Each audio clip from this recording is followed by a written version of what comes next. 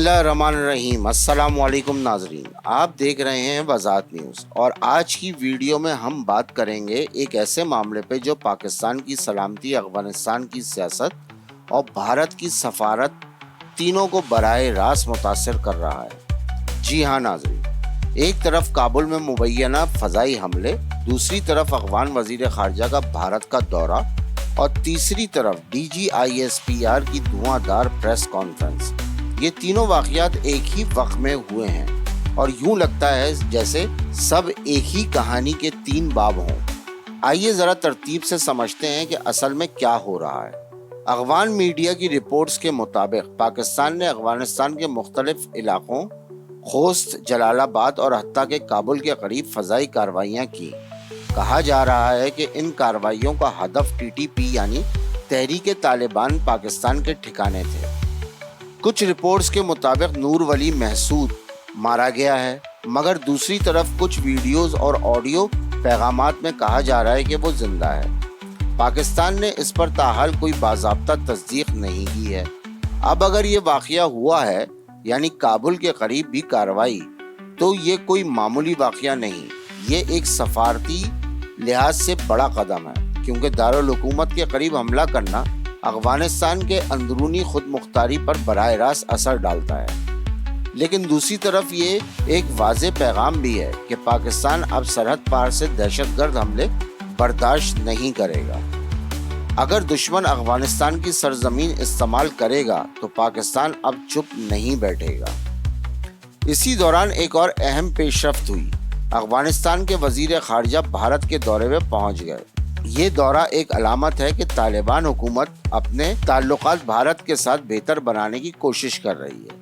یہ بات پاکستان کے لیے خاصی اہم اور تشویشناک ہے، کیونکہ بھارت ہمیشہ افغانستان میں اپنا اثر و رسوخ بڑھانا چاہتا رہا ہے، اور اگر بھارت کو دوبارہ افغانستان میں جگہ مل گئی تو وہی پرانا مسئلہ دوبارہ کھڑا ہو سکتا ہے، یعنی پاکستان کے خلاف انٹیلیجنس نیٹ ورک اور سرحد پار دہشت گردی کے امکانات۔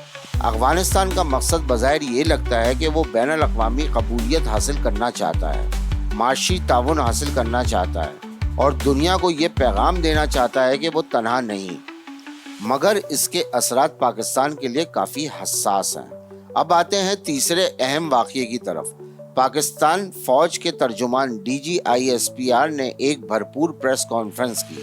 انہوں نے واضح الفاظ میں کہا کہ پاکستان دہشت گردی کے خلاف فیصلہ کن مرحلے میں داخل ہو چکا ہے۔ انہوں نے کہا کہ اب دشمن کو کہیں بھی محفوظ پناہ گاہ نہیں ملے گی۔ ساتھ ہی انہوں نے یہ بھی کہا کہ نیشنل ایکشن پلان پر مکمل عمل درآمد ضروری ہے۔ ایک خاص بات یہ تھی کہ انہوں نے سیاسی جماعتوں کو بھی یاد دہانی کرائی کہ یہ وقت سیاست یا الزام تراشی کا نہیں بلکہ قومی اتحاد کا ہے، کیونکہ اگر اندر سے ملک تقسیم رہا تو دشمن ہمیشہ فائدہ اٹھاتا ہے۔ یہ پریس کانفرنس ایک طرح کا سخت پیغام بھی تھی کہ اب ریاست اپنے اندر اور باہر سے آنے والے تمام حضرات سے نمٹنے کے لیے پوری طرح تیار ہے۔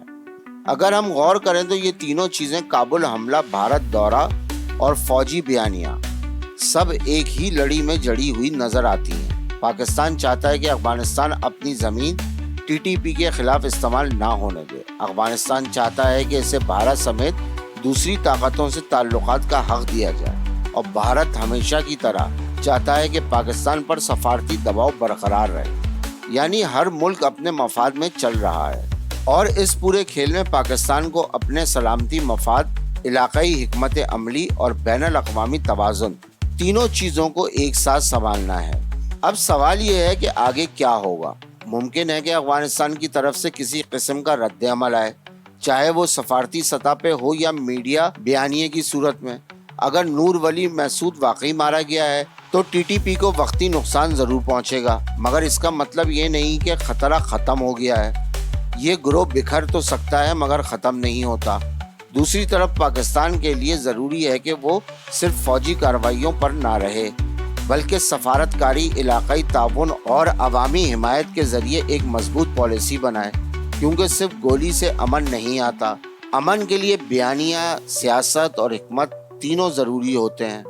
ناظرین، سوال آپ کے لیے، کیا آپ سمجھتے ہیں کہ پاکستان کا یہ سخت رویہ امن لائے گا یا کشیدگی بڑھائے گا؟ اور کیا طالبان واقعی بھارت کے قریب جا رہے ہیں؟